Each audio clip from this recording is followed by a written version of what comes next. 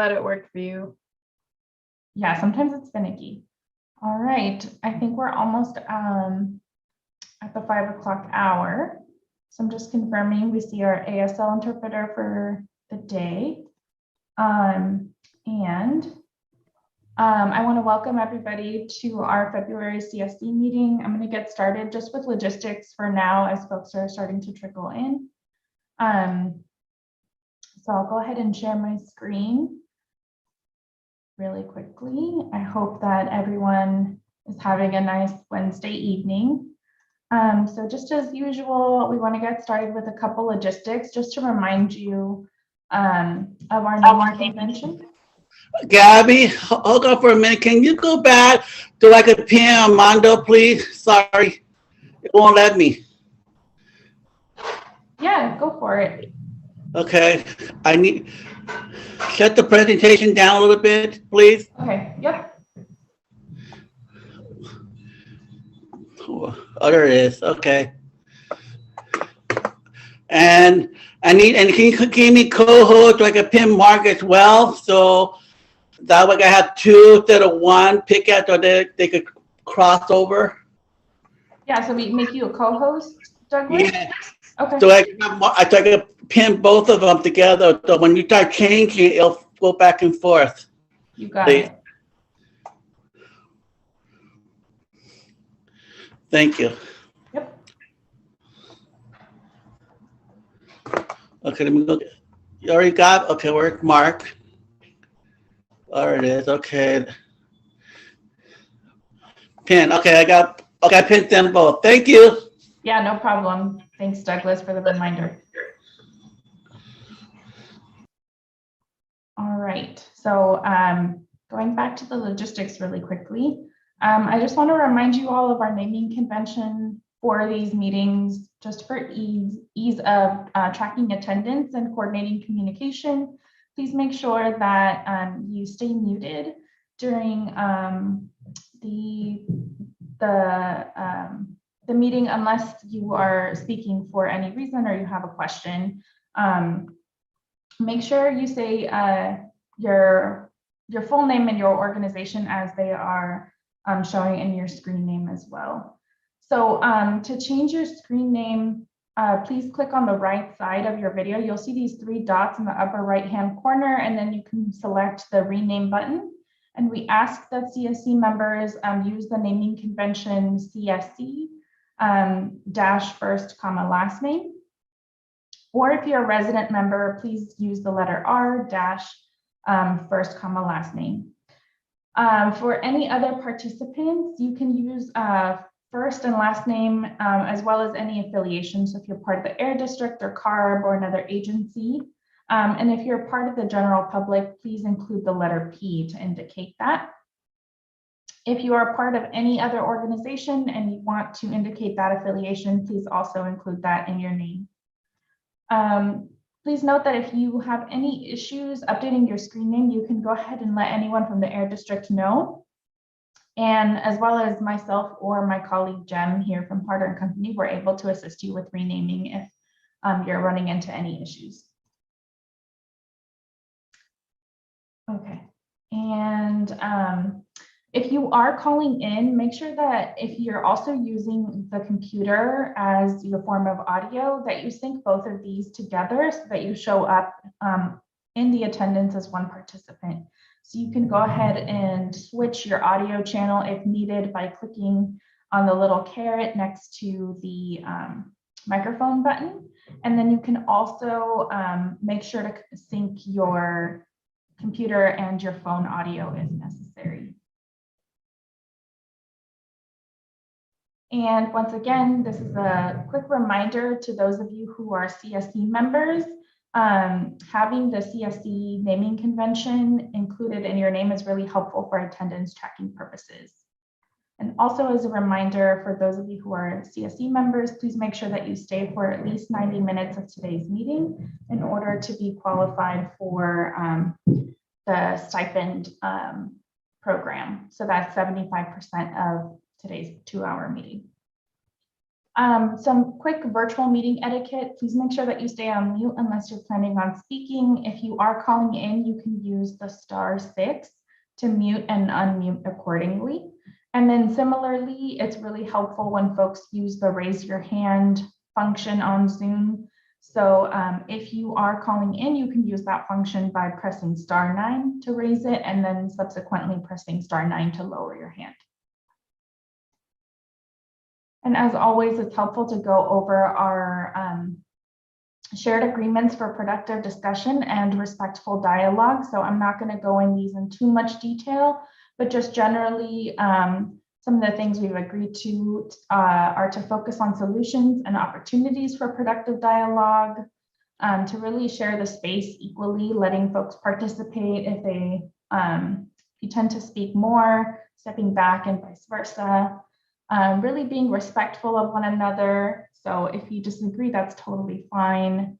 And similarly, along the lines of respect, being respectful of one another's time. So it may be necessary for us to kind of move you along to make sure that there's enough time for everybody to contribute to the conversation. And then the last two are really just about seeking common ground and common understanding with each other. So if there is a disagreement, let's focus on the problem, not necessarily the person, so that we're able to have productive dialogue together. With that, I'm briefly going to go over our agenda items for today. So we have a pretty short agenda, which means we have plenty of time for some robust discussion with all of you today, which we're very excited about. So we have some space for introductions in the beginning and a general welcome. And then, as always, our standing item to review the action items tracker is on deck next. And then an update on membership recruitment and onboarding process for new CSC members, which we're really excited about. And then toward the end, some of our reoccurring items, including our standing updates from the various subcommittees, as well as our wrap-up next steps and space for public comment. So with that, I'm actually going to stop sharing my screen really quickly, and I'm going to hand it off to Jessica Olson from the Air District for some welcoming remarks. Awesome. Thank you, Gabby, and thank you all for being here. I just want to start off by acknowledging it is an item that we will go over briefly in a moment about the recruitment, but if you do start to see some new faces in here, they might be some of the new folks that we have officially notified today that are on the steering committee, although we will have their first official meeting be in March. Though some folks were very eager and we were super responsive and super excited to get them plugged in as soon as they wanted to be. So some folks might be joining us today. So definitely be on the lookout, and I will provide a more detailed update of what that looks like and just sort of membership numbers and recruitment. And then I just want to certainly thank you all for those that were involved in our agenda setting meeting and helping make space for what is hopefully going to just be time to dive into a lot of the subcommittee work, plan ahead a little bit on some subcommittee work, and just really feel like we have some space today to talk about kind of moving some things forward. So we really look forward to it. I just want to thank you all that were involved in agenda setting and recruiting, and look forward to a great meeting. Thank you, Jessica.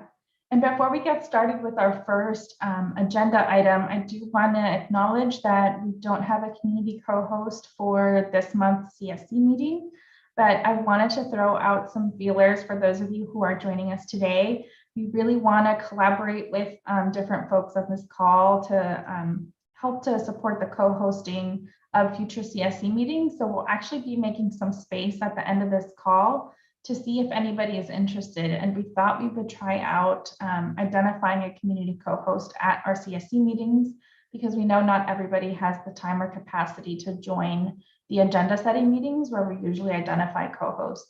So just throwing out some feelers in case you're interested, and yeah, want to let you know that the co-host role can really be shaped and informed by you, and we as facilitators are here to support that process, and the Air District will support that process as well. So it can be something very low key and not intensive, or if you want a larger role at these meetings, that you're absolutely welcome to have that larger role. So just wanted to share that as well before we get started with our next agenda item. And with that, I'm going to hand it over to the Air District, and I believe Stephanie will be providing an update on the action items from last meeting. Thanks so much, Gabby. Good evening, everyone. Can you all hear me all right? Sounds good. So I'll be doing just a quick update on our running action items. I'm going to share my screen first. Can everyone see that? Just our Stockton main page? Yes. Yes. Awesome. So I'll go ahead and this is our Stockton main page, as many of you know. I'll just go ahead and direct us so you all are familiar with where to find it. But our follow-up on CSC meeting action items are Stockton running action items. And I'll plan to highlight the kind of more recent action items that came out of our January meeting.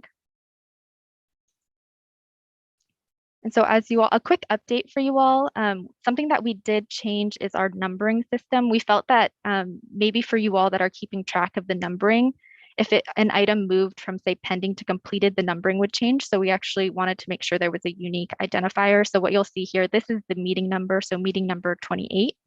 And the second number here is the actual action item number from that specific meeting as read off by Harder at the end of our meetings. So just some items that we have still pending from our January meeting. The item Air District is actively working on developing effective outreach and education plans to ensure residents are aware of all of our programs available in the area. So just an update on this. This is in progress. We are at the Air District working on developing an outreach and education plan, and we'll also begin to work with our outreach subcommittee, which our first meeting for that is scheduled for February 18th. And here's the link for the outreach subcommittee. Another item that we still have pending from January is the Air District is currently seeking new locations for areas C and D, again, to host those air monitors. So we're still working on it. We'll hear an update later today during standing updates on the on our air monitors. But again, for these areas, if any of you know of any areas, restaurants, locations that might be willing to host air monitoring equipment, please feel free to email us, or else just feel free to chat. We have, I believe, Brad Dawson here today to kind of give us that update. And moving forward, I'll kind of skip over to some of the items that are completed from our January meeting. These first two here are related to recruitment. So we have exciting updates about this. I won't get too much into it, but these items here, the first two are regarding our recruitment of new resident members. So we did work with CSC members that were interested in recruiting new members. Applications have been processed, and our recruited members have been invited to attend this meeting kind of unofficially, just as a preview, but we'll see them officially in March. And then also we are working on onboarding these new members as well. A quick question in the chat, Stephanie. Sure.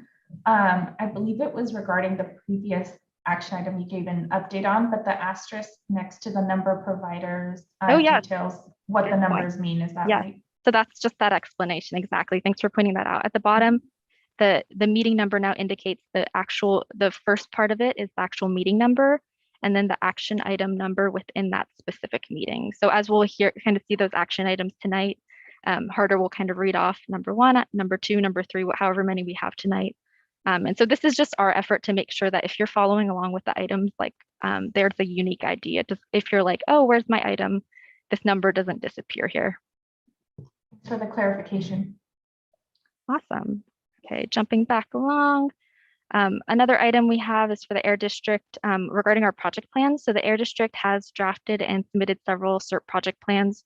So some of them are these lawn and garden 1 and 2. So this is the replacement of residential and commercial lawn and garden equipment. And then also some additional ones are TP1, 2, and 5. So those are our tune-in, tune-up measure, passenger vehicle replacement, and also our car sharing measure. And we do expect feedback from CARB and formal approval within this first quarter. We hope very soon, and we'll be sure to update the CSC for these project plans, but just in terms of all of our project plan statuses moving forward. Does anyone have any questions regarding action items for our most recent meeting? Oops. And maybe I can just add, just as sort of like a process we do, for those that can join us, we do run over not only these action items, but any action items from tonight's meeting at our the agenda setting / debrief meeting that occurs. It will occur next Thursday. And what we've been asked to do, it's actually one of the completed action items now, several meetings ago, was to, if necessary, or if folks were interested during the agenda setting meeting, if we felt there was an action item that needed to be elevated to be an agenda topic, we would be happy to move that and have it a more in-depth discussion as well. So one example of that is the onboarding process that we'll have today. So that's just kind of for those, maybe if you're new or it's been a minute since you've been to a meeting, that's kind of the process we've been doing to really be transparent about all of the work that we're committed to doing and that others on the action item tracker are committed to.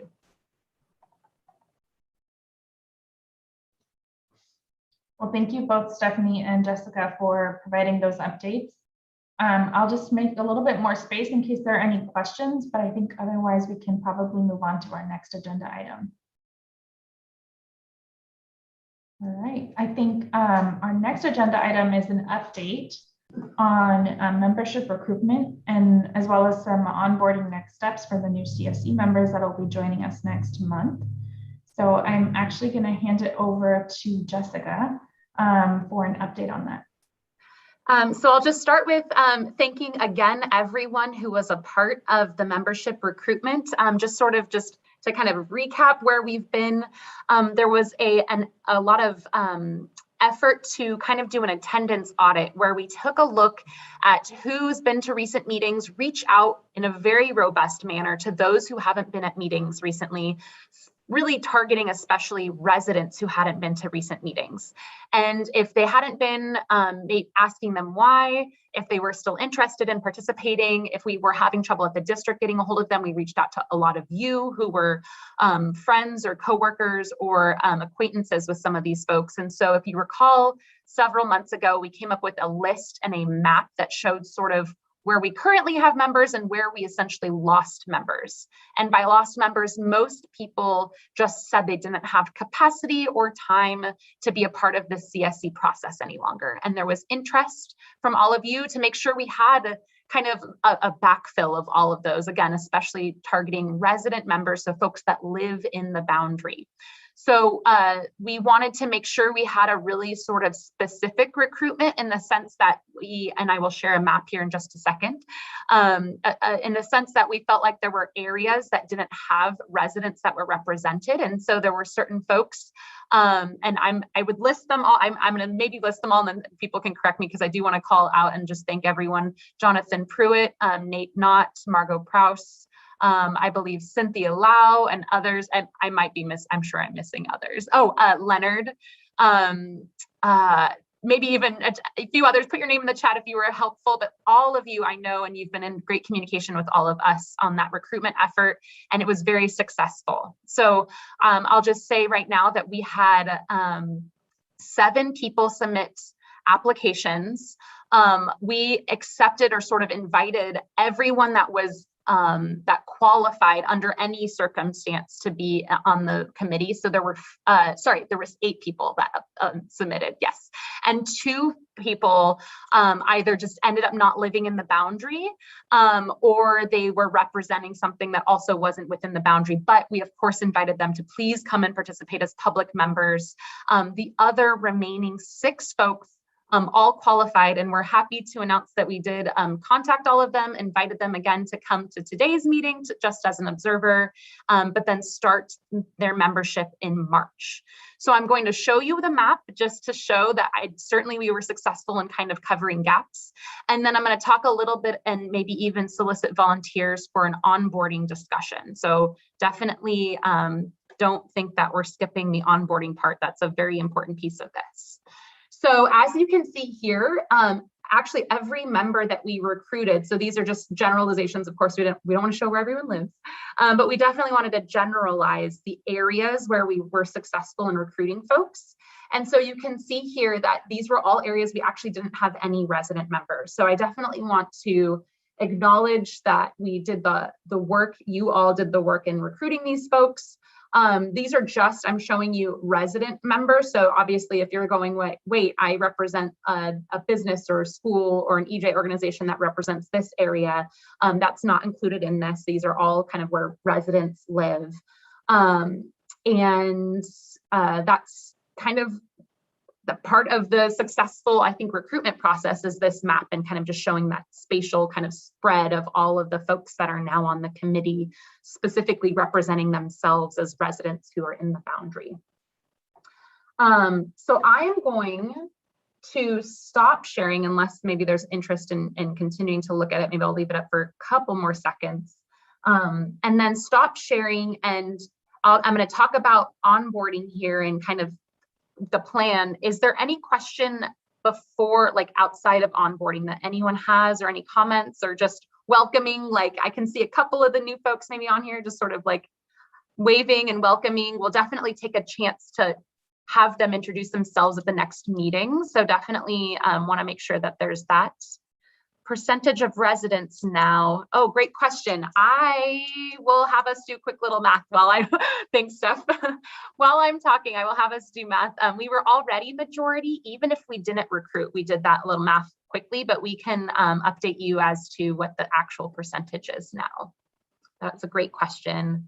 Yes, great job, everyone. I'm super, super excited. And maybe while you're thinking of other questions, I can then just go into really what the next step is. So there are a couple of things we've talked about a lot.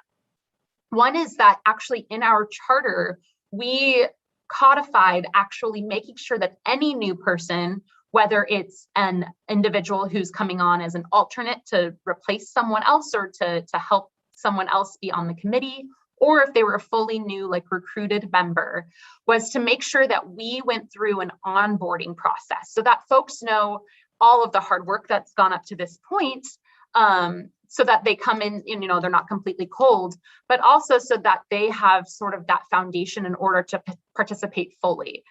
We know it's going to take, you can't have one meeting summarize all of the hard work we've done over the past 2 years, but we can certainly share information, and we would love to have at least one onboarding session, perhaps others if needed, but one main initial onboarding session for these folks. We've talked about it with this group. We actually did have, we at least noted one specific volunteer in Dr. Catherine Grupa-White in her organization. I don't see her on the call, but I do see Cynthia on the call. We've reached out to a few others about helping with that onboarding process. And if you recall, there was some interest in having the CSC, if members were interested, also participate in that onboarding process, in a sense that you can participate as observers, because it's also going to be a little bit of a review. And it's been a while since we've kind of had a full review of everything from kind of a little bit of air quality 101. We want to talk about health and health impacts and health studies. So we do have, I got a little like nod from Ned Leva over there. We do have interest, and we've been working with CARB on kind of the plan the whole time, was to make sure that CARB and OWEHA were a part of this onboarding as well. So that's generally the plan, and something that we want to specifically work with the 6 new people to schedule. So I'm at this point, if there's anyone, whether you want to unmute and volunteer, or you want to throw in the chat, if you're interested in, there is already kind of a lot to cover in the onboarding, but if you're interested in just being a part or in the loop on the process, if you throw your name in the chat right now, we'll make sure you're in the loop. But otherwise, what will happen is you will all be in the loop when the meeting is scheduled, and you will all be invited to be a part of it. So we know that was a big effort on everyone's part. I'm happy to take any comments or questions or thoughts, whether it's here again, or you throw your name in the chat and we chat offline and kind of get a little momentum on this. Go ahead, Leonard. Oh yeah, I just wanted to take the time to thank everybody that did decide to put in the application. That I think there'll be a great addition to the group, and we really need you guys to come in and listen to the presentations and form your opinions and say what you feel. So I just want to thank with Pastor Farrell, I see, and I see Brooklyn Kelly two of the people that I did recommend. There are others, I don't see them right now, but they'll probably be here for the next one. But I just want to thank everybody for a job well done. You got one more, Everett Johnson. Oh, thank you, Kevin Johnson. Thank you. Thank you, Leonard. I'm also seeing some folks start to identify or raise their hands for being kept in the loop. So thank you, Mary Elizabeth, for indicating your interest, and others, please let us know in the chat if you're interested. Do you have any other comments or questions? Maybe I'll just offer too, I know we talk about agenda topics at the end, but of course we'll have folks introduce themselves. And then of course I would also, if people are interested, not only for the onboarding, but for the next meeting, it might be time to have another icebreaker activity. So if folks are interested in that, we will certainly work with our volunteer co-host for the next meeting. I saw in the chat that we might already have one in Margot. We'll work with the facilitators to make sure we just kind of start to re-engage, get to know each other, especially with a lot of the new faces. So thank you.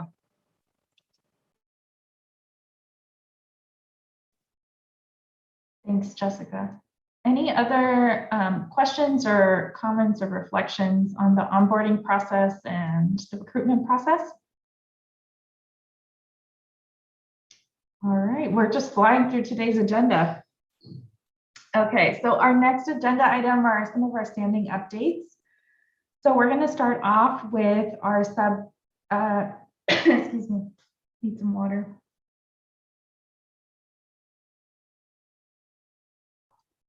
Sorry, thank you. We're going to start off with an update from the Trees Subcommittee, and I believe Clifton will be providing the update. Hello. Yes. So for the Trees Subcommittee, our last meeting, our main topic was looking at the work plan for vegetative barriers and urban greening. So we have an example work plan from Fresno that we're planning a meeting to review and adopt for our purposes. And so we're hoping that after our next meeting, we can submit the final language for that work plan, which after that is accepted, the next step is formulating the request for proposals. So we can get those sent out hopefully soon, and those will be more specific as far as what trees are and what vegetative barriers will be planted where. The next step is just kind of to generalize what we're looking for. So yeah, at the next meeting we should have hopefully have that completed. But yeah, that's our main focus right now. That's our all I really have to update you guys with. Thank you. Thank you. Do we have any questions from CSC members about that update? Yes, this is Mary Elizabeth. Go ahead, Mary. Hi, I'm sorry, I'm trying to, there I am. Okay, there I am. Cold here. So February 9th at 4 o'clock is a meeting time that we've scheduled here to read through what was already done. And so if anybody is interested, I'm sure that Matt Holmes would be open to providing a link for that. So we want to make sure that anyone that's interested in trees, that February 9th at 4 p.m. is the next step to talk about that work plan. Thank you. Thank you. So feel free to drop that in the chat. Go ahead, Margot. I just, Mary, so is that open to everybody? And you know, we have some outside people on the Trees Subcommittee. Are they being made aware of it as well? I am not 100% sure on that. There was some delay on the doodle poll on availability. So that was the time that Matt was available, and so kind of narrowed in on, and then, pardon me, open for any other small groups that might like to meet on their own if they're not able to meet on the 9th at 4 a.m. or 4 p.m. Maybe I can help clarify. So Mary Elizabeth, I think you're talking about like a working group outside. So the regular subcommittee meeting, and maybe this is to Margot's question, is still scheduled and open to, yes, any and all folks. It'll be public on our site. We will be the host of the Zoom meeting link. That is still on the 15th. Mary Elizabeth and several others through Matt's leadership are meeting kind of on the side to kind of work together to provide any comments on the document that Cliff just talked about. Thank you. Thank you. Go ahead, Douglas. Yeah, I can't find my hand reach out, but I can't find. But anyway, yeah, that's what the concern about. I don't understand the question that the comment between the private and public. Are we going to review the private? Are they going to be an interpreter there, or is it going to be something extra that people did not figure out? Reviewed for Matt to have a private and outsider. But also, I'd like to know when is the next Port of Stockton meeting as well, because I know that it's supposed to be happening every third week of the month, I guess. If Jeff's around, I want to know if that includes that also. That's all. Thank you. Maybe I'll answer the first question, and I know we'll have an update from Jeff later, but if you want to chime in, Jeff, we'll give space to that too. So the district, we worked with the co-leads on just the regular subcommittees. So I believe just a contingent are kind of forming their own working group, Douglas. So I wonder if you reach out, I know he's not here right now, but maybe Clifton or Mary Elizabeth can work with Matt on, I think, again, just this group that I think they're just kind of getting together, or even just if you're maybe interested in submitting comments about the work plan, they'll just review those comments. I think they're just kind of creating space for that work. So I'm not certain, again, it's not something the district is coordinating, so I'm not certain of that availability for all of that support. Okay, but if not, that's okay. I already think I already made my comment with the public. That are they going to consider that my comment to add it to their private, and from there work with that, or since they're not going to have, just in case they cannot provide those type of service, then that's okay. Interpreter, that's all. Thank you. Yeah, and we can do that on your behalf too, Douglas, as we can reach out to Matt as well and just kind of follow up, and we'll follow up with you.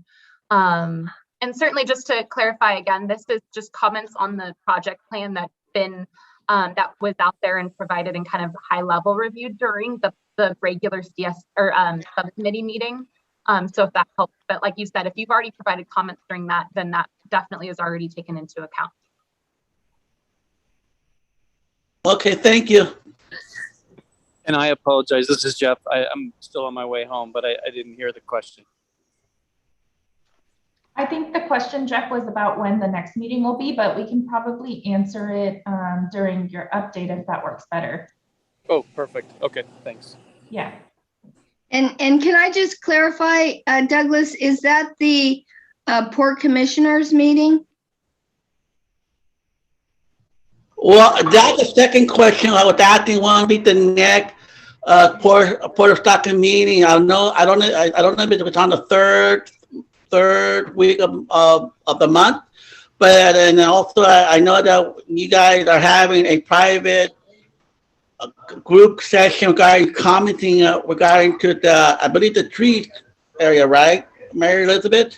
Yes. So just a quick on that. So generally speaking, the Port of Stockton meets on 2 Mondays a month, and their meeting agendas are on their website.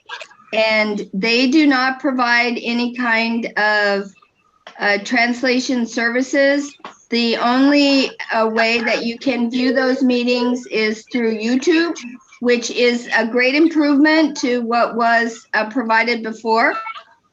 If you have any comments, you submit those comments in advance, And generally speaking, you know, they are now reading comments, which again is an improvement.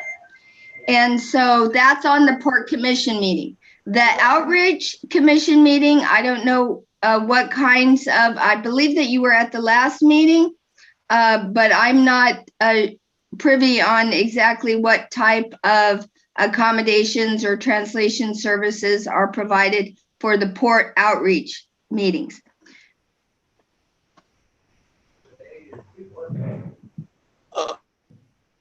I know that. Well, I was just saying that I'm talking about the tree subcommittee. That if I know that you got like I think Jessica already answered the question regarding that. If just in case they don't have an interpreter, that's okay. Because I already made my comment in the public subcommittee, and I wanted they're going to carry it over to the private committee and discuss over the comment that may be. Are important that maybe nobody didn't think about it, whatever, and you got the consideration for that particular meeting, subcommittee. And also, the second question what I was asking, when is the next Port of Stockton that Jeff that was leading last month about discussing how to make the Port of Stockton more environmentally friendly? That's what I'm asking. Thank you. Yeah, Okay. thank you, Douglas. We'll Can make I note- finish on that one more Yeah. time? Okay, Go for it, Mary. so I am, you know, always speaking out, and I appreciate, you know, your interest in also speaking out. And the best way that anyone can guarantee that, you know, what they have to say is for the record is to provide that information in writing. And so I would encourage you, Douglas, you know, to send an email to Matt with your comments. And that is the best way that I have found that, you know, what we have to say gets in the record.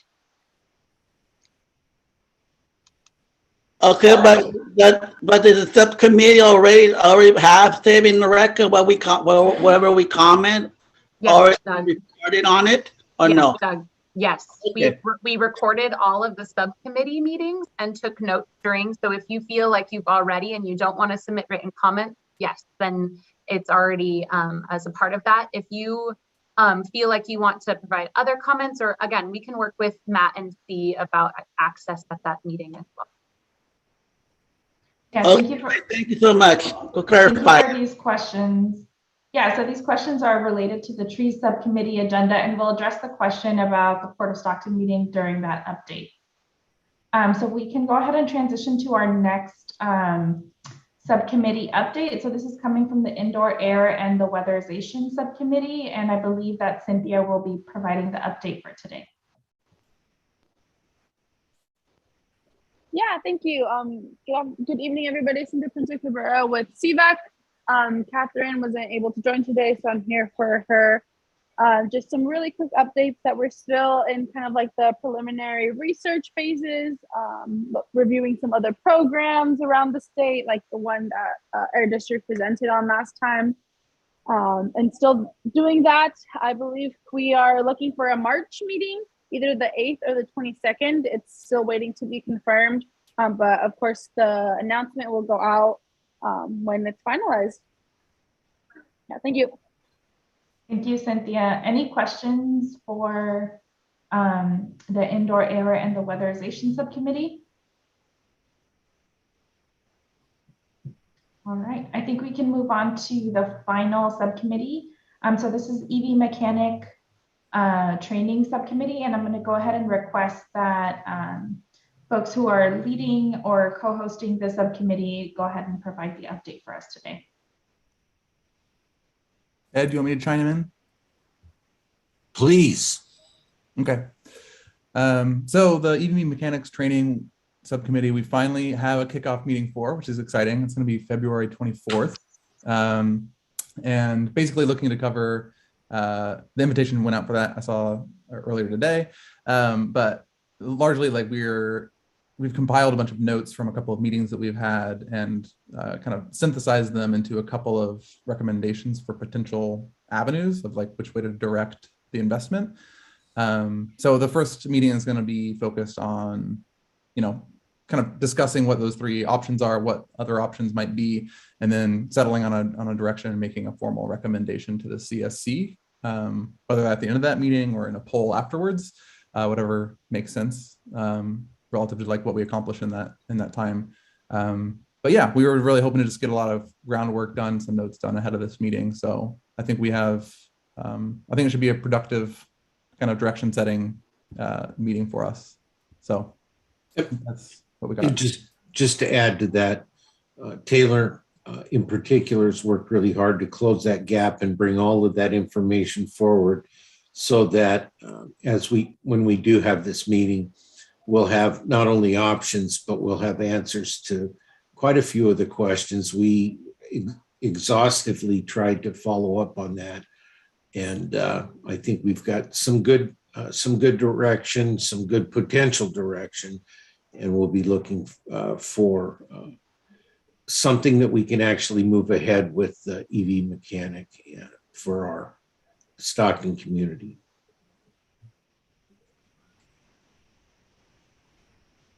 Thanks, Taylor and Ed, for that update. Do we have any questions for the EV Mechanic Training Subcommittee? All right. Looks like folks are excited to hear more from this committee down the line. Thanks all for your comments. And then I'm just going to kick it off to Jessica or Stephanie for other subcommittee progress and next steps on that. So thank you. First of all, thank you all to co-leads for being sort of our first of what will soon be even more, hopefully as we kind of kick off several more subcommittees. This meeting is really hopefully to reflect what we imagine future meetings will start to look like, where as we have more and more subcommittees, we'll probably have more and more updates from the subcommittees to reflect on as a CSC. And I just wanted to point out a couple things, and then I'm going to share a table that sort of summarizes next steps for all of the subcommittees. But one of the things I wanted to point out was, well, actually, I'll just share that table first. Maybe that's better since it's fresh on our minds, all of what was just discussed. So during not only our last meeting, but also a great kind of brain trust at our agenda setting meeting, several folks were interested not only in seeing sort of a synthesized version of all of what was just updated in terms of who the co-leads are for each meeting, but also the proposed meeting schedule. So the next meeting, as well as sort of the frequency, at least that as so far that's been discussed, that might be fluid, that might change. Recent actions that have occurred on the meeting. In particular, we, for at least the 3 subcommittees that you heard from today, have a continuous agenda, and I'm happy to click on this just sort of as a review or overview of what I mean by that and what that looks like. There was also interest in making sure that folks had district and CARB contacts for each of these committees. As we know, this is definitely a team effort, not only among the co-leads, but also district contacts who are sort of leading it on the district side. CARB is involved, whether they're kind of just tracking it because they have to, of course, as we've talked about a lot, review and approve project plans. So them being involved is really important. But also some of the subcommittees, especially as we move down, and I'll talk about the rest of these down here, they're related to CARB measures, specifically thinking of anything that's related to mobile sources or regulations of mobile sources in particular.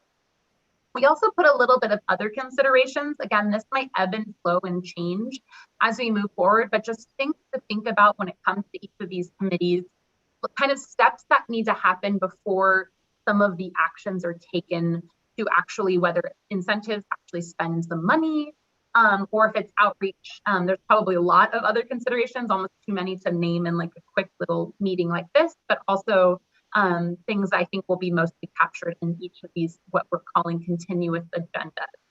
So this is actually, I'm just gonna go back a little bit. If you go to our steering committee page for today, where you found the agenda for today, this is called Stockton Subcommittee Summary. We're happy to move this or actually copy it over to our subcommittee meetings page that we have. You can sort of see what happened or what kind of this high level summary looks like. You can use it actually to click to each of the specific web pages we have for each of these subcommittees. And of course, if this is your first meeting, this is probably overwhelming, all of the things that are going on, but we're hoping basically that we can work in smaller subcommittees and bring larger updates to these meetings in order to make this workload seem a lot less. And so that's really what the intention of the organization of the website is as well. So again, going back to this, we have each of these are linked to those specific subcommittees. And then I'll just kind of review some of the next steps for the ones that we didn't just about. So you did hear earlier a little bit, and definitely stop me. It's so hard to read chat when you're sharing screen, so totally interrupt me if needed. You did hear that we did plan an outreach subcommittee. Our next meeting is February 18th at 2 p.m. We will post the agenda here once it's complete. And again, you do see these are the district and CARB leads that the contact for that. We have a planning meeting with our co-leads for heavy duty trucks, algal blooms, and regulatory and enforcement, all within the next few days. And so we will be scheduling and making sure that we spread out all these meetings. You're noticing they're kind of stacking up on one another, but we will be working to make sure that we schedule these, that we think about capacity as a CSC, capacity as co-leads. Some of you are multiple co-leads in multiple areas. Before we move forward on these, scheduling these, but we also know that people are interested in moving them forward ASAP. So it's definitely a balance, and we definitely want to keep you all informed. And then finally, one of the things I wanted to share, well, I shouldn't say finally, two more things I want to share. One is this continuous agenda. If you're curious about what that is, you haven't attended a subcommittee meeting, it is something that's definitely in the spirit of that community-driven process.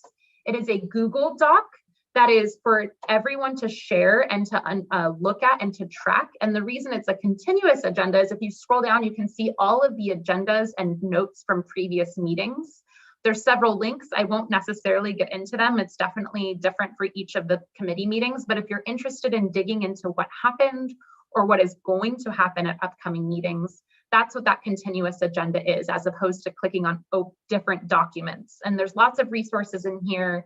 And I definitely want to thank all of the folks that have been involved in creating this and making it really useful for a lot of different people. I see Ed's hand. I was question. Yeah, go ahead. Yeah, go ahead, Ed. Ed, Sorry, oh, sorry, yeah, go ahead. Okay. I'm sorry, I was on mute. No, you're okay. I looking at this list and knowing what the importance of what we're doing, and particularly in trying to develop funding, I really want to point to the outreach committee and Jonathan's work. It's so very critical that we get as much involvement of the community as we can. And I know that our new members, I've heard some good news there. Thank you, Jonathan. But your role is very, very important in the adoption and actually funding of these things moving forward. And I know Ed speaks to this from experience being on a year one committee. And so for those that are maybe new, Stockton is what we call a year two committee. So essentially they're in a process that started 1 year later than some other committees in the district. And so one of those is in Fresno, and Ed has been very involved and understands all of the work it takes to get the incentives funding out the door, and outreach is a huge, if not main component of that. I just want to add really quickly, grinning, Jonathan added a note, no pressure. I will point out that we all have this responsibility, and Jonathan is a great leader, but we all need to support him as we move forward because he can't do it by himself. And I will add too that each of these committees and each of the co-leads they will take shape in different forms. And we, especially since outreach, we have an outreach specific team here at the district, and it is really their bread and butter to do this type of work. So we are committed and have already, hopefully Jonathan agrees, given lots of great support. We've had lots of planning and continue to want to have planning meetings with the outreach committee co-leads. And those meetings might look, and agendas might look a little different than the other meetings because it's a very different topic and a very different beast altogether. So I was going to share two more things that are slightly removed from this particular slide. If there's any other questions here, I'd be happy to take them now. And then I just had kind of 2 other things to share. I don't think this is a question, just a comment from Jonathan. So the public outreach subcommittee will connect with the individual subcommittees to make sure that they're developing communication goals and strategies. So they'll kind of be mutually beneficial in that way. Absolutely. And I think that's certainly, that is like a really eloquent, actually, a way that you put it, Jonathan. Each of the different committees, you can imagine outreach looks different for each of these different things. Trees and urban greening is a very different type of level of outreach than indoor air filtration, right? It's a different type of entity you might be working with. We're talking about completely different things. And so the outreach tactics are going to be a little bit different and really talked about, I think, on the subcommittee levels. But that outreach subcommittee, I think, will be really the conduit or that touch point for all of the different committees. So that's a really great point, Jonathan. And I saw, awesome. Yes, Taylor is agreeing. Taylor is a planner at his core, so he, I think, appreciates that. All right, so and definitely if you feel like in 2 minutes you're like, wait, I do have a question on that, I'm happy to go back. I just wanted to share a couple of other things if you'll indulge me for a moment. One is that I wanted to point you to something that if you looked at our agenda, maybe was a little curious to you, and something we committed to in our charter is that we would note in our charter if there was any action to be taken. I'm reminding us because it actually has been a while since we've taken an action. I believe the last vote we took was to amend our charter. And so I just noted here, any of the subcommittees, if there is something that's like a big next step, a big action, say they're finalizing an RFP, whether it needs to be a vote or just general consensus or a big update they kind of want feedback on from the committee, what I'm just kind of generally asking of you, and we'll be sure to remind you all during subcommittees, is if you co-leads can make sure if there's something you want the CSC to provide feedback on during the meeting, we can note that in the agenda, especially if it's something that's actionable, like deciding on someone that replied to an RFP, for example, that is a big decision that feels like it should be CSC sort of involved. Let us know, and we will make sure to note that on the agenda. That allows us to give if it is a vote, for example, we would note possible vote on RFP, and we would send out we would make sure that everyone is involved and then prepared during the meeting that there's an action to be taken. So we noted this time, don't worry, there's no actions to be taken. Not that the updates aren't important, but they're more informative.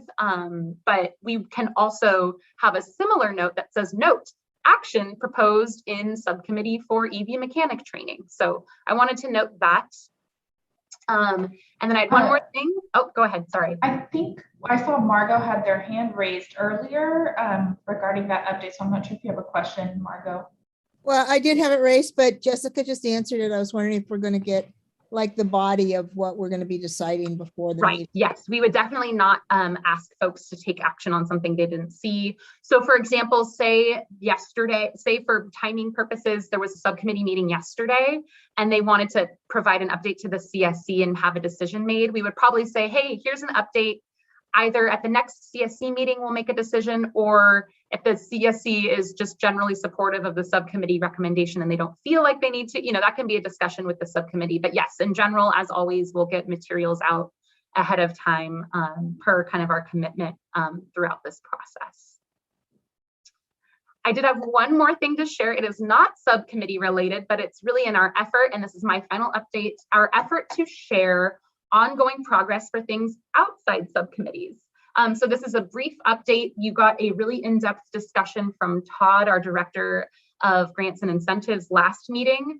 And one of the updates was that we had submitted a project plan for Charge Up, which our electric vehicle charger incentives program, that was just approved by CARB. And so we've noticed it here. We actually ended up changing this link. If you're on this page often and you're like, that looks slightly different, we changed this to note approved project plans and then pending project plans. And so we've taken this, we've noted it here. It means it is open for application. So if you have any questions about this, we can talk a little bit later, and we will send out an email noticing this to everyone. I just wanted to inform you all verbally, where you can start to see, as these should start pouring in really soon, all of the different submitted plans. You will start to see ones that are open, and that will include this wood burning emissions reduction program. So this is the final update, is that this is pending. We think it's very close with CARB. What we did, though, is that we actually had to take this to our board before we could get it approved. So even though we don't have the final project approval from CARB, we did get approval from our board to take this program for the Stockton community. The reason we had to take it, for those that are familiar, this is our typical, what we call burn cleaner, meaning a wood stove change out program. We take away or disable old wood burning devices in your home, and pay for you to upgrade either to natural gas or to an electric heat pump. In the San Joaquin County area, the amounts are lower because, or I should say the amounts are kind of what we call our regular baseline amounts. In Stockton in particular, in your CERC, we added extra funding to really incentivize folks. So we added, it's up to $3,000 for natural gas devices and up to $4,000 for an electric heat pump. We talked about this a few months ago, but I'm just letting you know that our board approved it. So once CARB approves it, this will be moved up here. It will be ready to go, and we will work with all of you, our outreach committee. You will hear nothing but, hey, this program is open, let's spend the funding from us. So we're really excited about that. And those were kind of our offline or off subcommittee updates for you today. I'm stopping sharing. I see some chat comments. And Go ahead, Jonathan. Jessica, just for clarification, for the pending one for the wood burning, it was brought up to the board and they did accept it. Is that correct? Yep, the board approved it. We still have to, even though it is a board approved program, we still have to wait for the final project plan approval. We expect that to be pretty expedited by CARB because we have approval in other communities. So it should be really, really soon here. So we will let everyone know as soon as possible. Great, thank you. Any other questions about that update? All right, I think with that, I'm going to go ahead and transition into agency updates. So the first agency that will be providing an update will be CARB, and Scott will be providing that update for us today. Hi, good evening, everybody. Scott Wall with the California Air Resources Board. So for those of you that haven't attended these meetings regularly in the past, all the CARB talk you've been hearing is actually the California Air Resources Board, and we'll probably go a little bit more in the onboarding about kind of the difference in the agencies, but we are the statewide agency that's responsible for kind of the statewide regulatory actions as it relates to air quality. I wanted to actually just share a couple of upcoming events that I thought that might be of interest to some of you, and also kind of point you to our last board meeting recording where you could actually see a little bit of an update from our board chair, Leanne Randolph, and our executive officer, Richard Corey, that really highlights all of CARB's 2022 program priorities. I'll post links for all the stuff I'm going to talk about in the chat once I'm wrapped up here. But I thought it was very interesting to actually see the 2022 program priorities. There's some discussion about AB617, about racial equity, among all of the other kind of like focus that we have on transitioning to zero emission and all of the regulatory actions that we have coming up across the variety of programs. So I will post actually a link to that recording as well as the time that actually begins, the program priorities begins. So just would encourage you to take a look at that if you missed it. A couple of upcoming meetings that you might be interested in.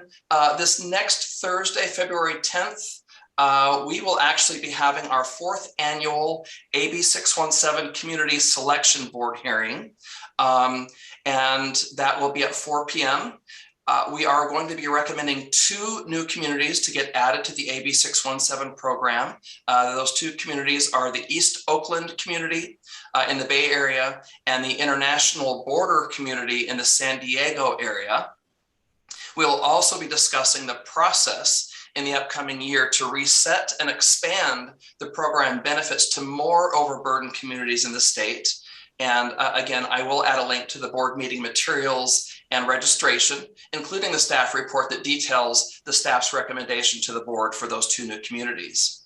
And then finally, I thought for those of you who are interested in health analysis, on February 15th from 9:30 to 1, Ned, I'm glad to see you're making notes here.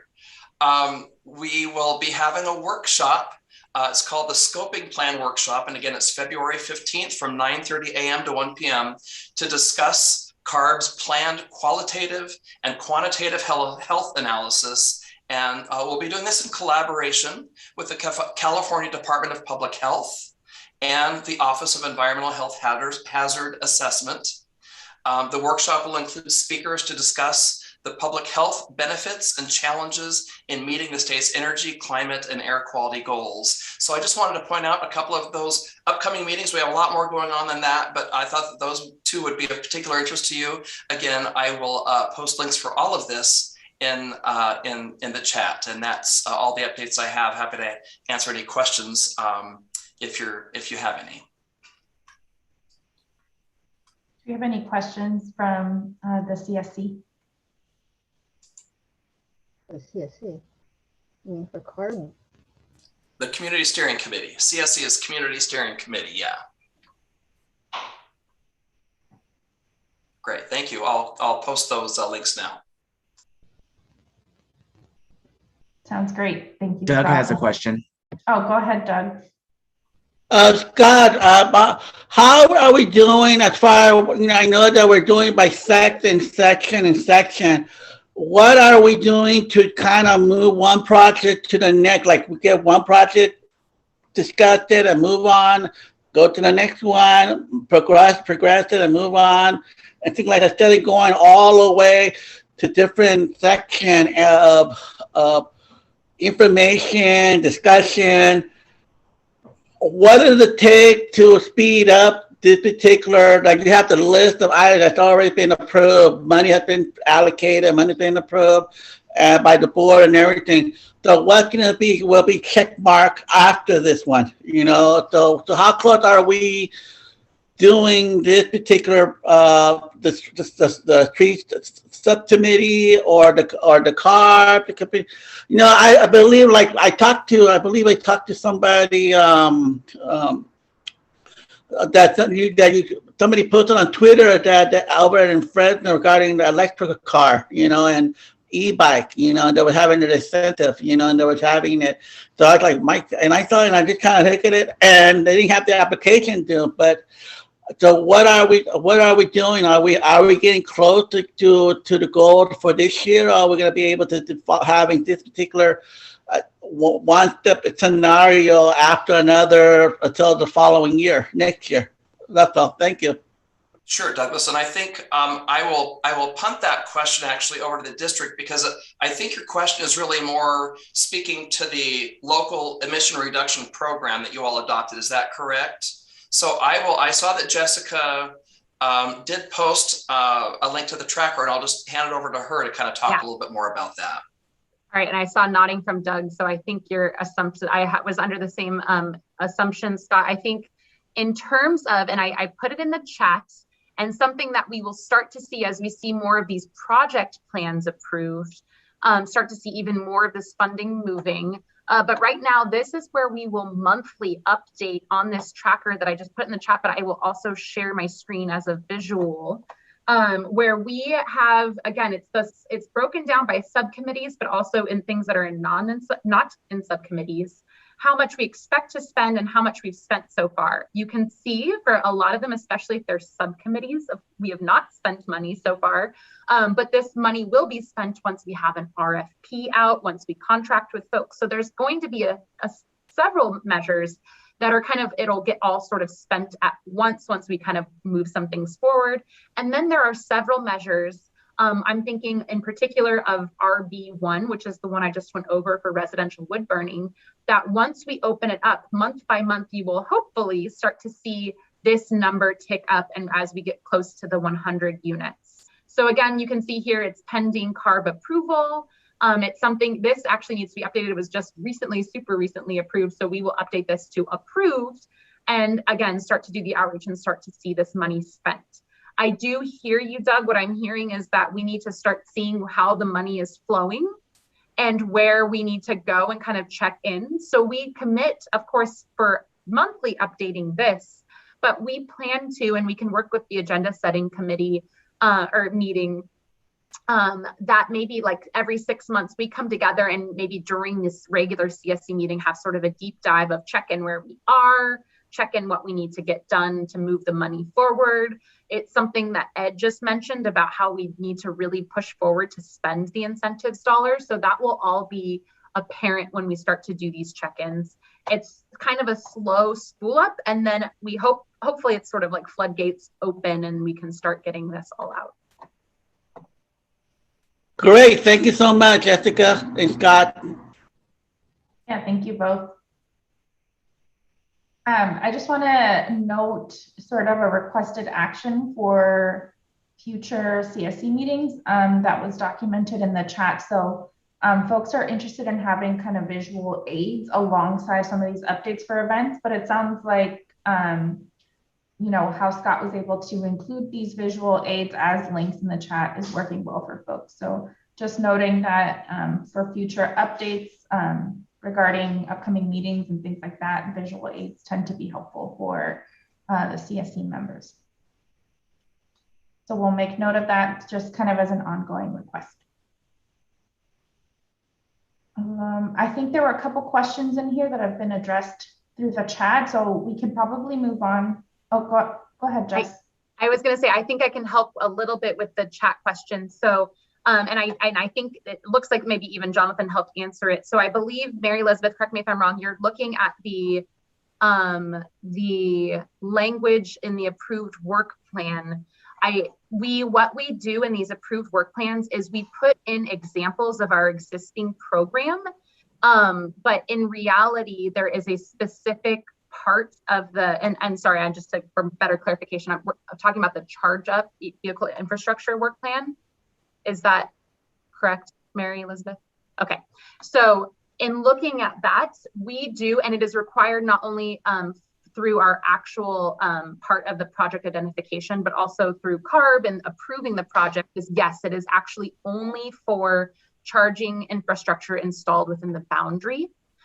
So there's definitely no concern there about this being spent for anything outside of the Stockton AB617 boundary. Thanks for addressing that question. Did that help to answer it, Mary? Anybody that is reading that is reading just what I read.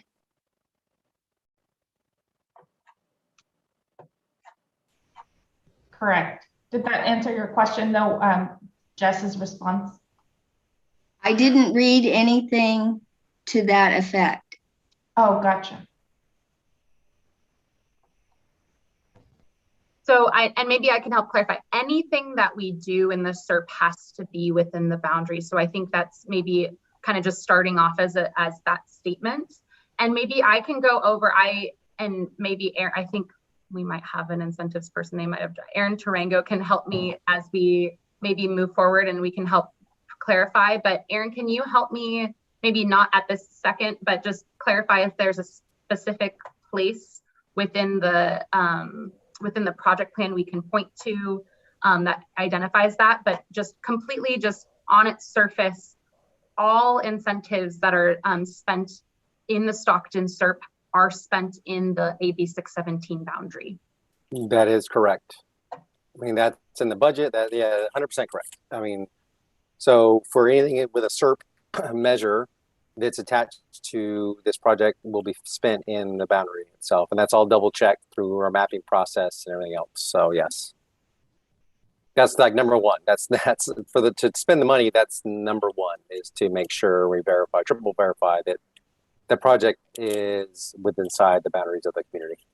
So I think what Mary Elizabeth and Aaron, if I can help it, is referring to is that we did provide an exhibit of guidelines that is just our general program guidelines.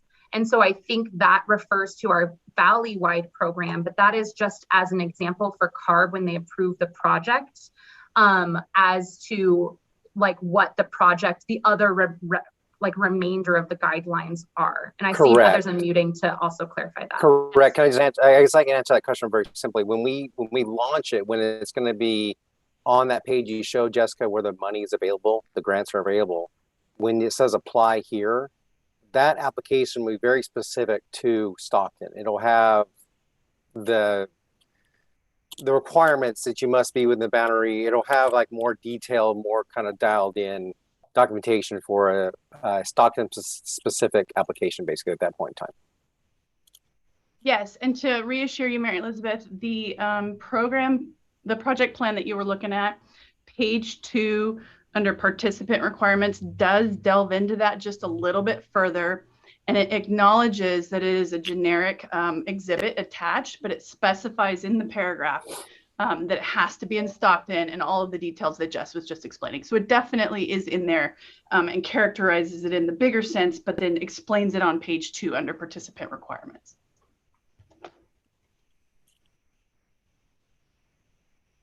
Thanks all for chiming in there. I think we addressed the comment in the chat. Appreciate you all stepping in. We're going to move on to our next agency update from the Port of Stockton. If Jeff is on the line. Yes, I'm here. Can you guys hear me okay? Yes. Okay. So we've been really busy. I don't know if you guys are aware or seen in the news all the different issues with containers backing up outside of LA, Long Beach, and Oakland. You know, sometimes they're sitting out there from a month to 2 months waiting to come and get offloaded in LA, Long Beach, and Oakland. And one of the results of all that is that some of the shipping carriers are trying to get containers quickly back to Asia. And so previously they would drop off cargo at LA, Long Beach, come up to Oakland, and then they would take back a lot of our ag products that are grown in the Central Valley. Well, right now with everything that's going on, the companies are dropping off the containers in LA, Long Beach, and then just grabbing empties and getting back to Asia as quick as possible. So there's a lot of our ag industry is suffering quite a bit. So anyway, we're involved in trying to figure out if we can be part of the solution to try to get and help the ag industry try to get goods back over to Asia. So that's new to us. We have not been approached by the state legislature to try to step up and help the ag industry like that, but just wanted to kind of throw that out there for you guys. Last night we had a public meeting on a port project. We have a draft EIR out on the streets for TC NorCal, which is a distribution center facility out at the port. Thank you. Quite a number of you guys participated. Comments, I believe, you can see it on the website, but I apologize. I was driving most of the time on my way here, but I think comments are due late February. So we'd love to get your input on that project. And I thought last night's discussion went really well. One of the things we realized from last night is we're probably going to do a half hour to an hour kind of just open communication previous to the next formal public meeting, just to kind of answer any questions and just have a dialogue about February 24th. I thought that's when it was. So that went really well. That was kind of one of the first public meetings we've had where we've had a lot of participants. So appreciate everybody's input there. Our next POC meeting is February 16th at 4 p.m. We're going to continue with our discussion about ways that we can reduce emissions from our equipment at the port. Starcrest is going to give a presentation on that. We've got an update on kind of our green marine certification process. And I'm going to have a tenant that's going to come and speak about their operations at the port.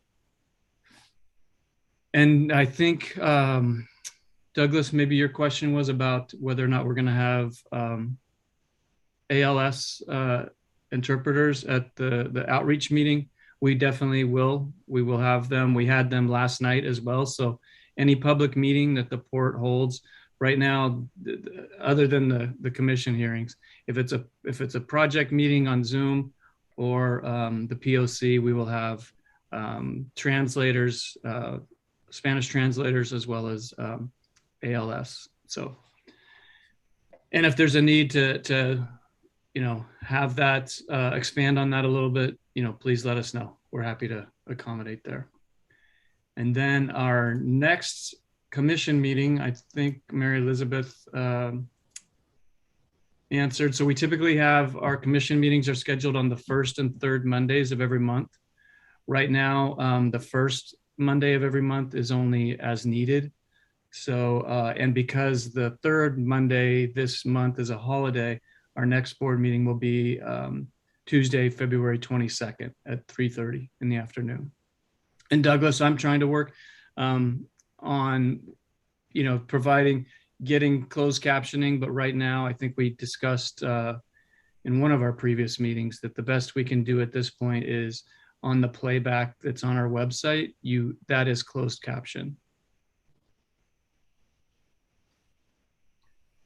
And we don't have any other port projects out on the street. We are looking for opportunities, and we are discussing with tenants and some of our stevedoring companies the option to acquire additional zero emission equipment, as well as provide additional infrastructure in the way of chargers for SSA, who I have had come and speak at the POC meetings, is in the process of ordering 12 new heavy lift forklifts. So they're expanding their equipment a little bit. So that's good to hear. We are having some issues with some of the other electrical equipment. I'm sad to say. Some of the smaller lifts, we're having a lot of issues with corrosion because they're working inside of a fertilizer warehouse, and they are kind of being eaten up a lot quicker than we've seen other equipment in the past.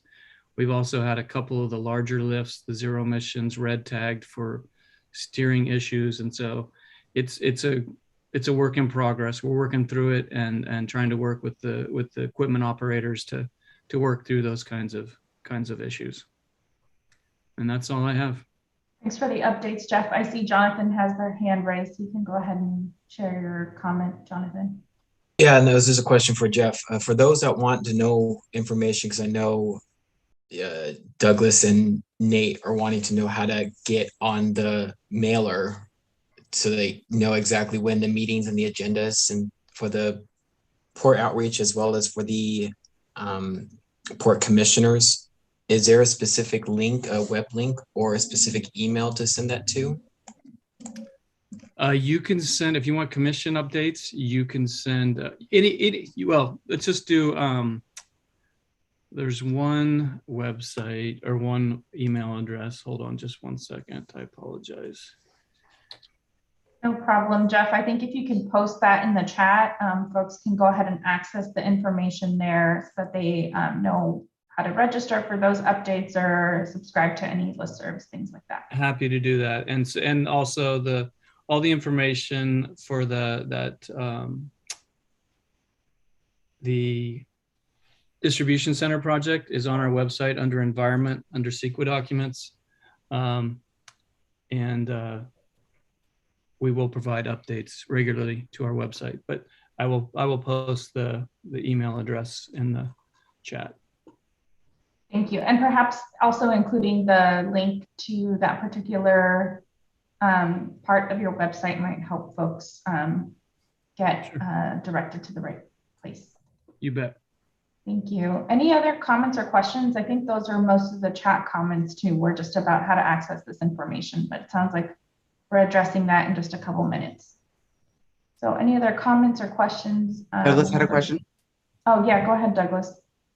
Thank you. You know what? I want to let you know that I cannot, the cap is going too fast. I can't really see. I'm blind, so I cannot see what's written there. So I'm trying to ask what's going on. So I have to rely on you guys to speak up whatever is in the chat box because I cannot read it, so I can't see it. So anyway, my point is the Port of Stock. I know that are you cutting funds regarding me? Because I know I talked to one of the ladies, the staff, regarding the boat crew that you said, and then it's no longer because of the person that was not credential safety or something like that.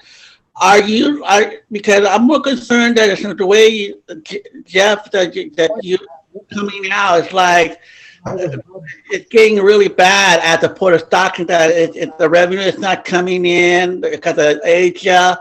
I don't know if it's because of the war, or I don't know if it's are we getting money to the port? Are you receiving anything that it looks out to me that all the maintenance is falling apart. So how are the startup porters able to survive those type of equipment that it needs to be maintained and getting funds from the city or the county or the state? I don't know how you're getting those possibilities, and also for the people and for the youth that that have the boat. I believe it's on August, or you starting in August to have a boat carriage discuss about the Port of Stockton, the weather, or whatever that goes on, and had discontinued as well. Can you explain that, please? Yeah. So to go to the port tours. So the last couple of years, those have been eliminated due to COVID. I mean, we had a fairly small boat. I think we could fit 60 to 70 people. And the port didn't own the boat. It was a boat that we chartered. So the gentleman who did own that boat, he was not able to get Coast Guard certification. I believe he's struggled with some health issues, and so I don't know that his boat's available. So we are looking at other options. There's a few boats that are in the marina right now that I don't know where they came from, but they're big and beautiful, and we would love to be able to utilize those. I think they'd give us enough space to have people spread out and be safe. So if we can, if COVID lets up and we can allow people to gather like that, we will definitely host those tours. It's not a monetary issue for the port. I mean, not to say we're swimming in money. We don't get any tax dollars. So to answer your question about getting anything from the city or the county, we don't. We provide tax money to the city and the county. So we don't get any subsidies other than potential grants. So we live and die by what we can lease out or the ships coming into the port. I will say, so portmail@stocktonport.com for your information. Portmail@stocktonport.com is where you want to go, Douglas, to sign up. I will put it in the chat, but if you want to write that down, that's the email to reach out to. And did I answer all your questions? Yes, thank you so much. Yes, you did. Thank you so much. Okay. Thanks, Jeff. Any other questions? So I think we can go ahead and transition just to see if there's any other agency updates for tonight. Oops, I think we skipped Brad. Oh, sorry. I apologize, Brad. Yes, let's get an update on air monitoring from you. No, it's okay. Good evening. Let me introduce myself again. For those who don't know, my name is Brad Dawson. I am the supervisor over the air monitoring side of deploying all the community monitors for this community, and have some exciting updates. We are still having our ongoing air monitoring being done with the CARB's news site at the University Park, which is in the upper area of Area C, as well as our van that is still being hosted by Little Manila Rising, which is providing live data onto the community's webpage, which I will put the link in the text window right now. So if anyone wants to click on that, it is available right there. all the data is live to the last hour or so. We are excited. We actually are going to expand our van monitoring to include a VOC monitoring. So tomorrow, actually, we're going to have staff at the site setting up some canisters. So we're going to start grabbing in some VOC canisters to send off to a laboratory to get analyzed for about 80 plus different VOC compounds. So we're hoping to see if we see anything specific there that we can expand to the rest of the community once those sites get developed. For an update on area A and B, that's going to be Boggs Tract and the Hagen Museum. I have met with electricians at both sites. We are working on getting those bids in and working with the sites to approve a bid so we can move forward with getting the electrical conducted, and then we can deploy the monitors at that point. So really excited there. I'll get back to C&D. I think that was an item that we wanted to talk about. If anyone had any interests or any ideas of those areas, I think I may have found a solution for those communities, or for those areas, I should say. Area E, we have meetings planned this week and next week for actually Area E and Area F with some property owners. That would be Conway Homes, as well as the Taft Community Center. And there's also a cell phone tower owned by Verizon Wireless that we're working with to get with them in case of Taft Community Center falls through. We're trying to look at those backups already. I think Margot has her hand up. I do. Thank you, Brad. And yes, I think it was at the agenda setting meeting that I mentioned for area C and D that we're looking for resources. Wondering if we have reached out to any churches in those areas, or maybe you have other options now. I don't know, but since we're not giving the equipment to the church, we're just using their space. It shouldn't be an issue. And there's lots of churches out there. Actually, I want to get back to C and D because that's the exciting one, actually. So you're jumping the gun just slightly for me already. But yeah, just to finish off, section G was where the fairgrounds was at. We approved that. Brad, that was. Sorry Oh yeah. to interrupt. Do you happen to have the map on you? Folks are asking. I can share a map right now, actually, if that Oh, helps. perfect. Thank you, Jess. Yeah, Thanks, Wes. My map is atrocious, and I wouldn't want anyone else to look at it. It is very busy. And I will say, forgive us, this map doesn't, it has several labels on it, but since things are kind of in motion, I'm just going to go into the sections he's talking about, and then I'm happy to kind of click around. So right now you're talking about G, and he's talking about the fairgrounds, which are right here. And we are working with the fairgrounds. We're getting electricians lined up and I'll meet with those electricians at the site.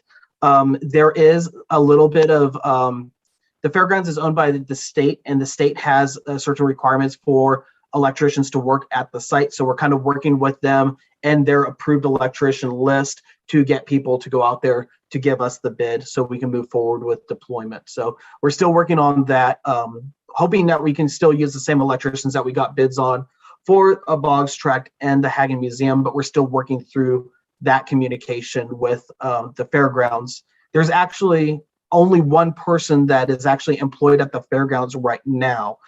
They've eliminated a lot of staff, so when they're busy, she is swamped. Hoping that they can get back on feet, that they can have a successful fair year and be at full staffing level soon. But yeah, there's only one person there, so it's sometimes a little hard to get in contact with them, but still moving forward. We still have email correspondences going forward with that site. And the exciting news is for C and D. At the northern region of C is where Carbs University Park is at. And if everyone remembers, that's where they actually had the monitor station at Hazelton in section D, and they moved it to the northern part of section E, or section C, sorry. So we didn't want to really put that trailer that we wanted to deploy into C in the northern region because there's already a CARB air monitoring station there. So we're looking at the lower part of C, and there is well site pretty much at the corner of Jackson and El Dorado. If Jess is that good with her map skills. There's a big water tank right there. And so I reached out to the California Water Service, and we've been going back and forth the last 2 weeks. They are willing to work with us to deploy an air monitor at that location. So we would get something south of the Highway 4, and we would have something north in kind of like the downtown area with the carbon monitor. And piggybacking with that, their main office is right off of Lafayette, which is really close to where the carbon monitor at Hazleton used to be. And so we were thinking about putting the other monitor that was slated for Section D right there. So that way we can pick up to kind of where CARB left off with PM 2.5 monitoring. So we're looking at getting a 2-for-1 deal with the Water District right now for those two sites. I have meetings lined up for the rest of this week and next week with Stockton, but I know those are kind of different locations than what we anticipated, because we were trying to work with the school district and we were working with where the schools are placed at. But if there is no objection to these locations, I would like to move forward with working with the contracts and getting electricals and all those other milestones accomplished so we can get these monitors out ASAP. And I'm going to start looking at the chat window to see if I've missed anyone's concern. Yeah, a couple questions. And Jonathan, I wonder if it's the one that you asked in the chat about how long the electrician stuff will take, but I'll let you go ahead and chime in if there's anything you'd like to add to that. So it's two. So I want to make sure, because I know what Gloria is talking about. The first, how long is this electrician going to take? And then two is there a way similar to our tracker that we have for our programs? Is there a way where we can have some sort of a diagram of where we're at so far with these things? Just because there's a lot of things at play here, and I know you have them written down on your notebook. It'd be helpful if it was on our website as well. That's a great, I'll just answer to that point. We've kind of created a table in other communities. Brad, let's do the same thing, and we'll kind of link it not only to a map, but a table that can show sort of pending, or, you know, we're in contract or we're doing electrician work. And I think that's a great idea. We'll look to have that done by the agenda setting meeting next week, if that works for folks. Doug has a comment. And then, sorry, I think there's Brad who was going to answer. Just to re-answer the question on how long electricians take, it just depends on the project. Some of them can be done within a couple of hours once the project is approved. Granted, it's not just us approving it. For the Hagen Museum, the museum has to look at that bid and approve it as well. And they have their board, so they may send it to their board for final approval too. All these are steps on, you know, a job that could only take 3 hours to do. And for the museum, I'm fully anticipating when we get the green light to move forward with that we are already there with our air monitor. So once it's done, we can plug it in and we're good right there. Box tract is a little bit more difficult. There's a little bit more architecture, so it may take a week or so for the full electrical to be completed there. But each site is a little bit different. So I can't really say a time frame, but you know, I always try to push these as fast as we can. Thanks, Brad. And I'll go ahead and I saw Gloria had their hand up first, so we'll go Gloria and then get that question answered, and then we'll go to you, Douglas. Hey, hello. Just making sure that my comment is out there. I think that it's like just it will be really useful to like bring us back to like the real world and just like contextualize everything that we're talking about by just adding the imagery on this spatial talking, or like where these places are located and where these monitors are and what communities we're serving, right? Because like off the top of your mind, sometimes it's kind of hard to follow and just be along with all this progress. Yeah, certainly. That's yeah. Next time we'll have better diagrams and better pictures. We have plenty of pictures that we can share along and give you that visual representation to what's all going on in the background. And we'll go ahead and take Douglas's question, and then we'll go to Jeff next. Okay, thank you. Wow, that's wonderful. That's great progress. I wanted to know. I don't know if I think it's what section is I think it's B or C. Is there a cremation in that area? Are they going to be interfering with the monitor that, you know, all the ashes coming out, all the smoke coming out? Are they, I don't know, last time there was supposed to be a meeting in the city of Stockton that they want to have to stop or be removed. I don't know what they're going to do with that. If that's going to be affected by the monitor in that area, or I don't know where that area, but I know Jonathan was there at the meeting, so I don't know, maybe he knows more where I'm coming from. So anyway, that's a question that I have. Thank you. And I can just, maybe I'll add, I see Jonathan, I think it sounds like he is familiar with what you're discussing, and at least in his comments said that there aren't any crematories in the area. But I will acknowledge, and I'll just say, and I think to Gloria's point, I think to Margot's point in the chat, the really grounding in like the purpose of the air monitoring equipment, we're hoping to capture any and all localized air pollution. And so if there's something that could be impacting folks, hopefully we're capturing it. And that was the intent of going through that exercise with you all on locating these air monitors and understanding where the air pollution is impacting, hopefully the most sensitive receptors, which is why we're locating these all near the schools by which we, you know, originally set out to deploy. So I'll just, a blanket statement is, if we're capturing localized air pollution, that is certainly something we want to understand and then follow up on as quickly as possible. That is definitely the main goal. Oh, great. Thank you so much. Thanks for the answering. Thank you. I'd like to make a motion to move. And maybe I can help clarify, if that's okay, Gabby, like per kind of just to help clarify. I think Brad right now, so we're not like entering any sort of agreement. We're just trying to move forward with kind of the continued talks with the water. So maybe it's just, if there aren't any objections, we can move forward. We did something similar with the fairgrounds. It's not necessarily, I don't think needs a motion or a vote. You've seen in the past where we've moved forward with discussions with folks if there aren't any other suggestions, and then that allows us to at least kind of get further down the process. If there's folks, if there's a decision to be made, maybe at the next meeting with better visuals, we can certainly do that at the next meeting.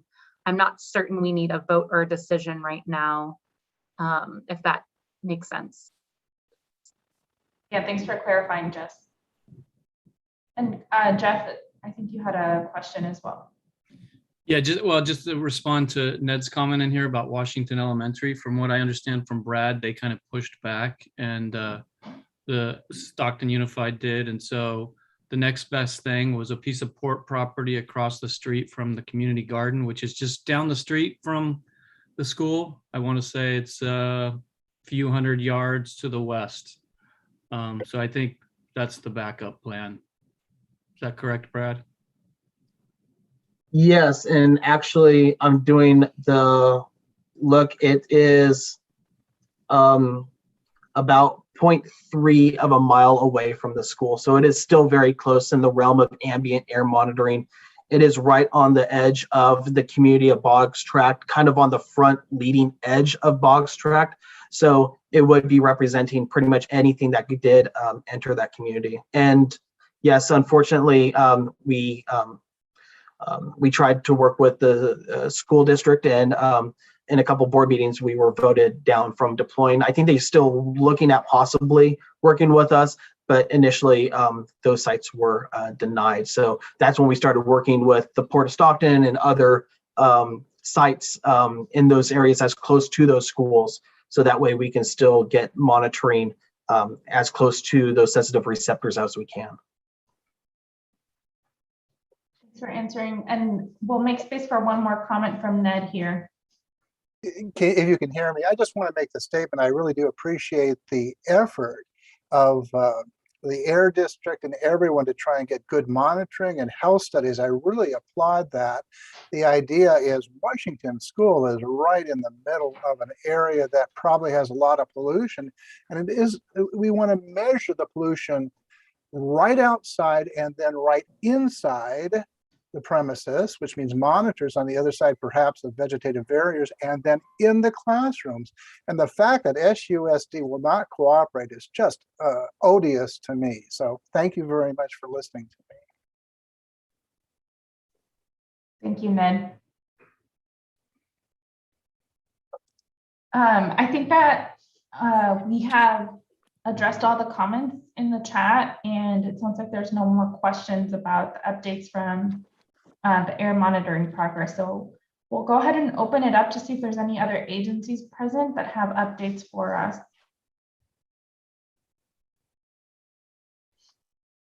I don't think we do. So I think we can go ahead and start our wrap-up process. So I want to remind you all that at the beginning of the meeting today, we had asked if anybody was interested in being a community co-host for next month, and Margot Kraus did offer to serve as co-host next month. So we'll be coordinating with Margot. Thank you so much for volunteering. And we'll go ahead and try replicating this structure at future meetings to give folks the chance to volunteer during the CSC meetings, since we know not everybody is able to attend agenda setting meetings. I'm going to go ahead and share first on my screen some upcoming meetings that will be happening. So the agenda setting meeting will be happening at 3 p.m. on Thursday, February 10th. And the next CSC meeting will be happening at 5 p.m. Wednesday, March 2nd, which is the one where we get to meet the new CSC members, which will be exciting. And then I also wanted to inform you all that there will be a meeting for CSC members Thursday, February 3rd, which is actually tomorrow from 4 to 5 p.m. And this meeting will be hosted by Harder & Company, and it'll be about some of the forms that you've received as part of the stipend program, as well as kind of some Zoom tech best practices. So from 4 to 4:30, we'll be providing an overview on how to complete the direct deposit and W-9 forms. And we'll have a brief amount of time at that point for question and answer period. So that'll be the first half of the meeting. And then from 4:30 to 5 p.m., we'll be doing a Zoom tutorial.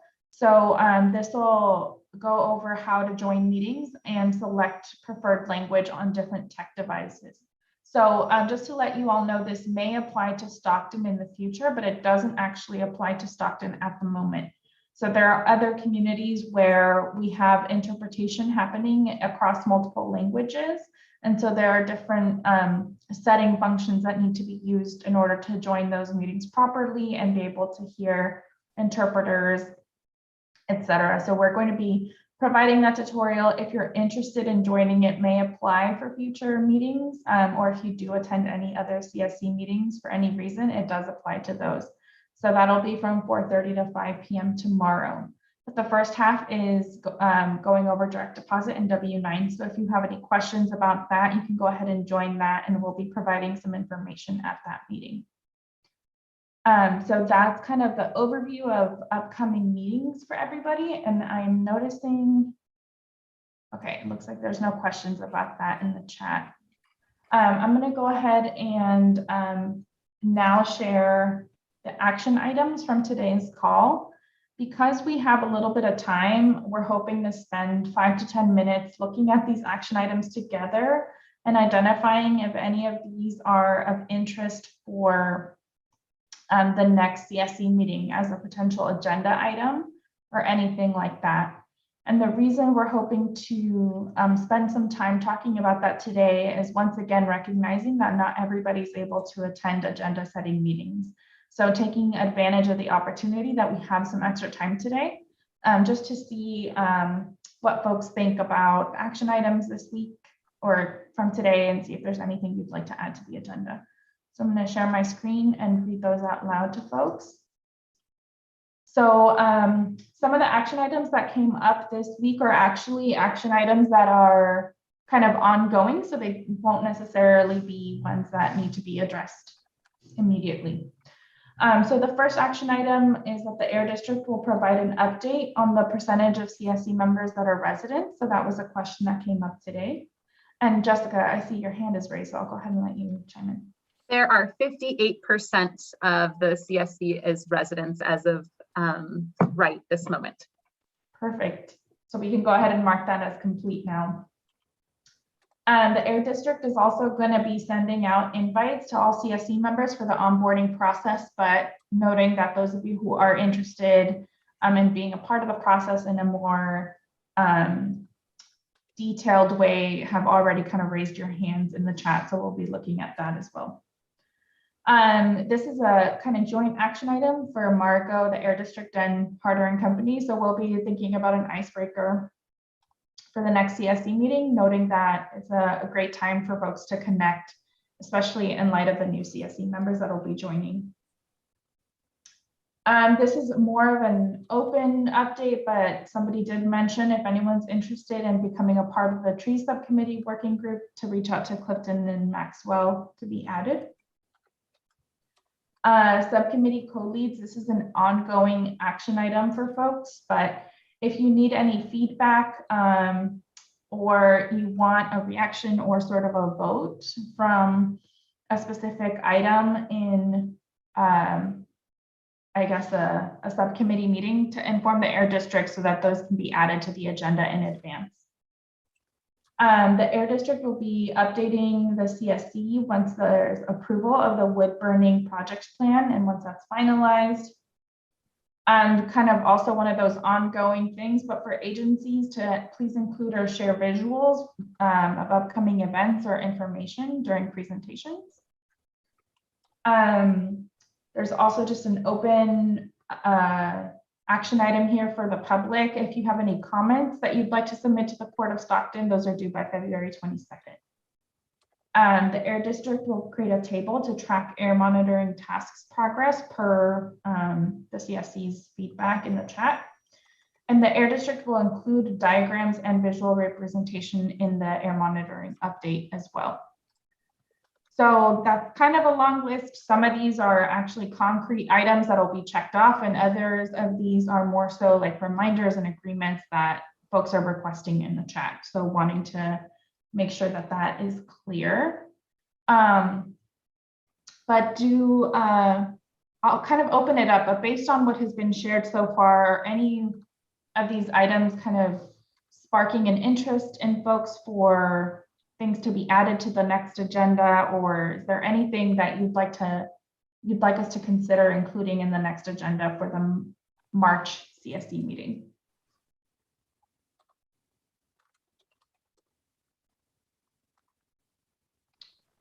And thanks for the correction, Jeff. We'll go ahead and mark it here. So they're due on the 24th of February. Maybe while folks are thinking, I will offer that as of right now, we will plan to have our standing updates, which will include Brad Dawson's update about air monitoring. So if you were looking at that and thinking that should be an agenda item, we do want to make sure that air monitoring is always a standing update for you all. Thanks, Jess. And Ned, I saw you unmute yourself. I'm not sure if you had a comment. Oh, all right. You're just checking to see if I'm paying attention. Thanks for that. Any other comments or requests for next month's agenda?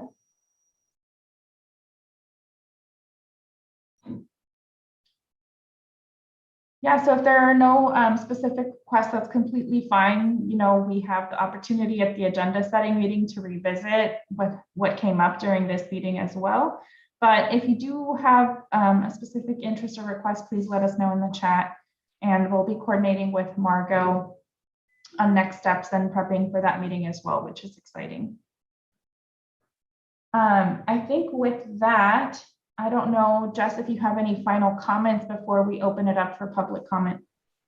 Nope, I just want to thank you all. And for those of you that are new and joined us bravely today without any sort of like initial onboarding, thank you. We certainly look forward to connecting with you all soon and look forward to having more of space to welcome and introduce yourselves at our next meeting. So thank you all.